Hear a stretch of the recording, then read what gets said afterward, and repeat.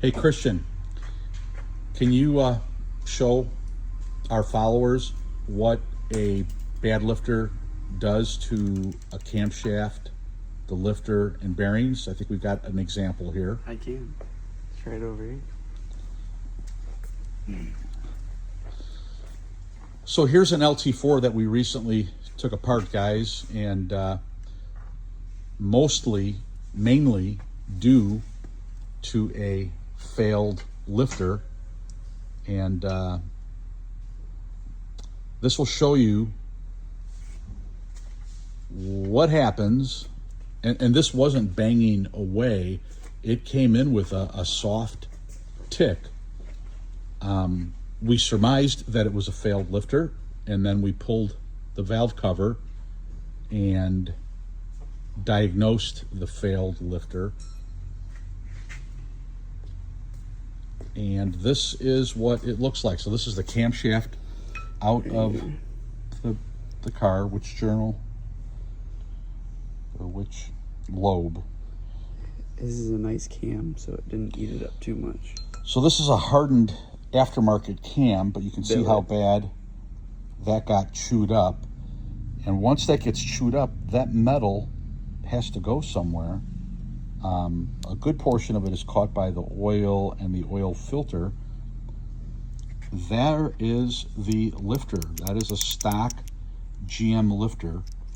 GM calls all of their lifters LS7 lifters, LT4 lifters, I believe. It's all the same part number. Hey, can you slow down and bring that back over here? Okay, you're showing us. So there's a stock one with a good roller out of the same engine, and there's the failed one that has been totally chewed up and ground up. And again, that metal has to go somewhere. So this was a running, driving, soft tick. It wasn't pounding away. When it came in here, we immediately knew what the issue was. Do you have any of the bearings from this engine to show people what happens? So the metal. This is a main bearing. So here's a main bearing. This bearing should have this red coating all the way across. And what happens is when the metal from that failed lifter goes throughout the engine, it wears away at the bearing material and then eats into the crankshaft. So basically, you need to put new bearings, you need to cut the crankshaft, clean it up. It's a total, complete rebuild, which is what... Rod bearing. Okay. There's a rod bearing that had some of the material eat away at the... with my fingernails.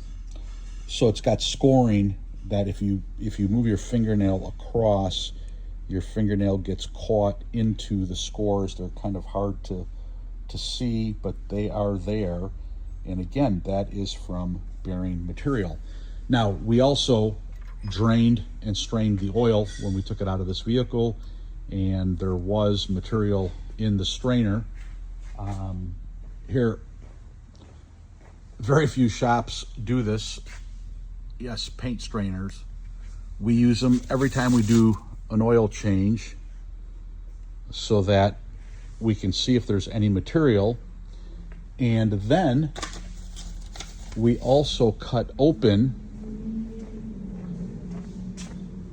the filter. Here's our filter cut open tool. And we look at the material that is in the filter. Now, this is for what we do based on our 50 years of experience. That's just one person. That's not cumulative here in the shop. And we've been building performance and race engines since the 1970s. And some of the basics haven't changed as far as what you do, like the draining and straining of oil. I mention that to people and they're like, what? We do it as a routine part of our oil change process. But we don't do regular off the street oil changes. We do it for our customers. Cars like, you know, this right here, where the Nikki sponsored Copo #1 comes in for repairs. We will always drain and strain the oil and determine if we don't see anything. We do not send the oil in for analysis, but if we do need to send it in for analysis, or if it's really bad, like this particular, so what you're looking at is, that's what we do when we take something apart, is we put everything in its proper place so we know what cylinder everything came out of. We look at all the different parts, and again, we will be rebuilding this engine to better than new specs, and it is mainly due to a lifter failure. Please comment questions or concerns here on the video, and I'll do the best I can to respond to them in a timely basis. But remember, we're busy in the shop building Nikki Super Camaros and Corvettes and SS's and Cadillacs, as well as other cars. Take care, guys.